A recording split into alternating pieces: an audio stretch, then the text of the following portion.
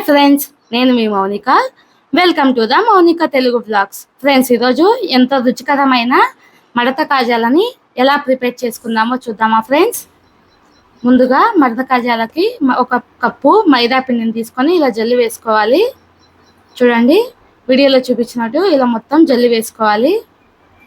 ఎందుకు అంటే మైదా పిండిలో ఉన్న డస్ట్ పార్టికల్స్ ఏమైనా ఉన్నా కూడా రిమూవ్ అయిపోవడానికి. ఇప్పుడు ఇందులోనే 2 టేబుల్ స్పూన్ల నెయ్యిని యాడ్ చేసుకుందాము. ఇప్పుడు 2 టేబుల్ స్పూన్ల నెయ్యిని యాడ్ చేసాం కదా, దీని మొత్తాన్ని ఒకసారి కలుపుకుందాం బాగా. ఎందుకు అంటే నెయ్యి మొత్తం ఇది మైదా పిండికి పట్టేలాగా బాగా కలుపుకోవాలి. ఇలా మొత్తం కలిపాం కదా, ఇప్పుడు ఇందులోనే చిటికడంతా వంట సోడాని యాడ్ చేసుకుందాము. వంట సోడా వేసాం కదా, దీన్ని కూడా బాగా మిక్స్ చేసుకుందాము అన్నిటికీ పట్టేలాగా. దీని మొత్తాన్ని ఇలా ఉంటలాగా చుట్టాము అంటే, వీడియోలో చూపించినట్టు ఇలా ఉంట చేసాము అంటే, ఇలా ఉంటకు వచ్చింది అంటే ఇది పర్ఫెక్ట్గా రెడీ అయిపోయింది పిండి. చూడండి, ఇప్పుడు కొద్దిగా వాటర్ వేసుకొని ఇందులో దీని మొత్తాన్ని బాగా మిక్స్ చేసుకుందాము. ఇలా దీని మొత్తాన్ని బాగా మిక్స్ చేసుకోవాలి. ఇది చపాతీ పిండి కన్నా కొద్దిగా గట్టిగా పిసుక్కోవాలి పిండి మొత్తాన్ని ఇలాగా. ఎందుకు అంటే మరి మెత్తగా పిసికాము అంటే మనకు మడత కాజాలకి అంత పర్ఫెక్ట్గా రావు. చూడండి, ఇలా పిసికాం కదా, దీన్ని మొత్తం ఒక 1/2 అవర్ పక్కన పెట్టేసుకుందాము. ఇప్పుడు స్టవ్ మీద ఒక బౌల్ పెట్టుకొని అందులో 1 కప్పు చక్కెరని వేసుకుందాము. అదే కప్పుతోనే 1 కప్పు వాటర్ని వేసుకుందాము. చక్కెర మొత్తం కరిగేలాగా ఒకసారి కలుపుకుందాము. ఇలా చక్కెర మొత్తాన్ని బాగా కలుపుకోవాలి. చక్కెర మొత్తం కరిగిపోయేలాగా చూసుకోవాలి. ఇందులోనే 2 యాలకులని కచ్చాపచ్చాగా దంచుకొని అందులో ఉన్నదాన్ని వేసుకుందాము, గింజలు మొత్తాన్ని. ఇప్పుడు ఇది వేసాం కదా, ఇప్పుడు దీన్ని మొత్తం బాగా మరగనివ్వాలి. చక్కెర తీగపాకం అంటూ ఏమీ అవసరం లేదు. మనం గులాబ్ జామున్కి ఎలాగైతే ప్రిపేర్ చేస్తామో అదే కన్సిస్టెన్సీలో దీన్ని కూడా తయారు చేసుకోండి.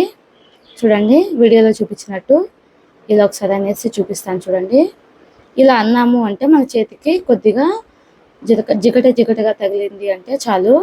ఇప్పుడు ఇది స్టవ్ ఆఫ్ చేసి పక్కన పెట్టేసుకుందాము. ఇప్పుడు మనం ముందుగా నానబెట్టుకున్నాం కదా మైదా పిండిని, ఒక 1/2 అవర్ దాన్ని తీసుకుందాము. దాన్ని తీసుకొని మళ్ళీ ఒకసారి అంతా ఇలా ఒత్తుకుందాము. ఇలా కలుపుకున్నాం కదా, ఇప్పుడు దీని మొత్తాన్ని ఒక వంటలాగా చేసుకొని దీని మొత్తాన్ని రుద్దుకుందాము. ఇప్పుడు దీంట్లో కొద్దిగా మైదా పిండిని యాడ్ చేసుకుంటూ దీని మొత్తాన్ని పెద్దగా రుద్దుకోవాలి. ఒక చపాతీ పిండిలాగా పెద్దగా రుద్దుకోవాలి. చూడండి, వీడియోలో చూపించినట్టు అన్ని వైపులా సమంగా వచ్చేటట్లు రుద్దుకోవాలి. ఇలా మొత్తం అంతా ఇలా అంటూ బాగా రుద్దుకోవాలి. మధ్య మధ్యలో మైదా పిండిని యాడ్ చేసుకుంటూ రుద్దుకోండి. దీనికి మైదా పిండి కొద్దిగా ఎక్కువే పడుతుంది. చూడండి, ఇలా రుద్దుకుంటే చాలు. ఓకేనా? ఇప్పుడు దీన్ని ఎడ్జుల్ని కట్ చేసుకుందాము. ఒక సైడ్ కట్ చేసుకొని దీని మొత్తాన్ని ఇందులోనే యాడ్ చేసుకుందాము.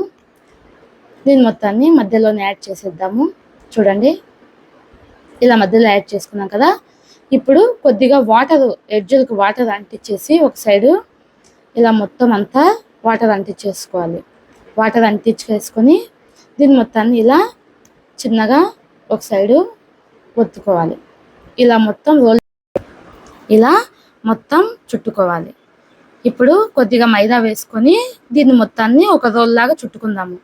దీనికి మైదా కొద్దిగా ఎక్కువే పడుతుంది, అందుకు ఇలా అంటూ చేసుకోవాలి.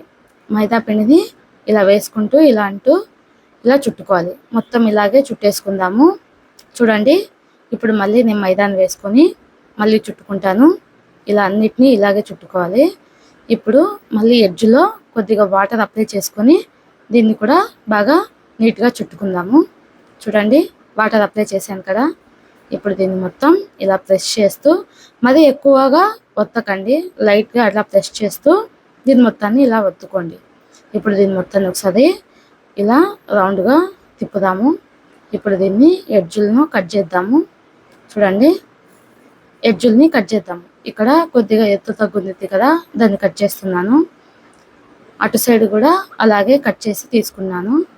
చూడండి, చిన్న చిన్న పీసెస్గా కట్ చేసుకుందాము. ఇలా మడత కాజాలన్నిటినీ ఇలాగే చిన్న చిన్న పీసెస్గా కట్ చేసుకోవాలి. చూడండి, ఇలా కట్ చేసుకుందాం కదా, ఇప్పుడు ఇవన్నిటినీ ఒత్తుకుందాము. కింద పెట్టేసి ఒకసారి ఇలా ఒత్తుకోవాలి. ఎందుకు అంటే నూనెలో వేసినప్పుడు మడత కాజాలు అంటూ విచ్చిపోకుండా ఇలా పర్ఫెక్ట్గా ఇలా ఒత్తుకోవాలి. రావాలి అంటే ఇది ఒత్తుకొని మొత్తం అన్ని ఒక ప్లేట్లోకి వేసుకుందాము. చూడండి, నేను అన్నిటిని ఇలాగే ఒత్తుకొని ఒక ప్లేట్లోకి వేసేసుకున్నాను. ఇప్పుడు ఒక స్టవ్ మీద ఒక కడాయి పెట్టేసుకొని అందులోకి ఆయిల్ని యాడ్ చేసుకుంటున్నాను.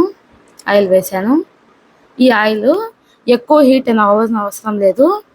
చూడండి, ఇలా గోరువెచ్చగా అయితే చాలు. ఇందులోనే అన్ని మడత కాజాలని వేసేసుకుందాము. ఒక్కొక్కటిగా అన్నీ ఒకేసారి వేయకుండా ఒక్కొక్కటిగా ఇలా వేసుకోవాలి. అన్నిటినీ ఇలా వేసాం కదా.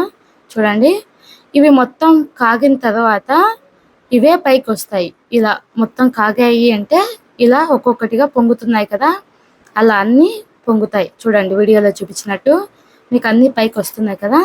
ఇప్పుడు ఒకసారి మనం చిన్నగా దీన్ని మొత్తాన్ని కలుపుకుందాము. మరీ ఎక్కువగా కలపకండి, జస్ట్ కల అలా అంటూ కలుపుకోండి. ఒక్కొక్కటి ఎలా కలుపుతున్నాను చూడండి. చూడండి, మనకు మడత కాజాలు కట్ చేసినప్పుడు చిన్నగా ఉన్నాయి కదా. ఇప్పుడు చూడండి, ఇవన్నీ ఇచ్చుకున్నాయి కదా, సో అందుకు ఇవి కొద్దిగా పెద్దగా అయిపోయాయి.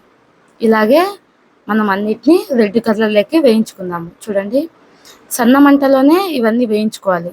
మరి పెద్ద మంట పెట్టారు అంటే మడత కాజాలు అంత సరిగ్గా రావు. సన్న మంట పెట్టుకొని దీంట్లో అన్నిటినీ బాగా వేయించుకోవాలి. టైం పడుతుంది కానీ ఇలా వేయించుకుంటేనే మీకు మడత కాజాలు అనేటివి ఎంతో రుచికరంగా వస్తాయి. చూడండి, ఇవన్నీ రెడ్ కలర్లోకి వచ్చేసాయి కదా. దీంట్లో మళ్ళీ ఒకసారి ఇలా కలుపుకొని దీంట్లో అన్నిటినీ నేను బౌల్లోకి తీసేసుకుంటున్నాను. ఒక బౌల్లోకి తీసేసుకుందాం. అన్నిటినీ ఒక బౌల్లోకి వేసుకున్నాం కదా. ఇప్పుడు స్టవ్ ఆఫ్ చేసేసుకుంటున్నాను. స్టవ్ ఆఫ్ చేశాను. ఇప్పుడు మనం ముందుగా ప్రిపేర్ చేసుకున్నాం కదా చక్కెర పాకంలోకి ఈ మడత కాజాలన్నిటినీ వేసేసాను. ఈ మడత కాజాలు చక్కెర పాకంలో ఎక్కువసేపు కూడా ఉంచని అవసరం లేదు.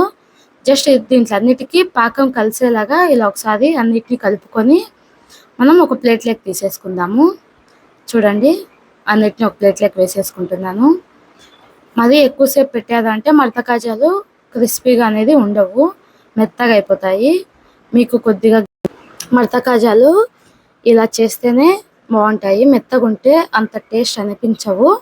ఇలా ఒకసారి ట్రై చేసి ఎలా వచ్చిందో నాకు కామెంట్ చేయండి ఫ్రెండ్స్. మీరు బేకరీ స్టైల్లో మడత కాజాలని ఎలా ప్రిపేర్ చేయాలో ఒకసారి చూసేసాం కదా వీడియో అందరినీ. మీకు నచ్చితే నా ఛానల్ని లైక్ చేయండి, షేర్ చేయండి అండ్ సబ్స్క్రైబ్ చేసుకోండి ఫ్రెండ్స్.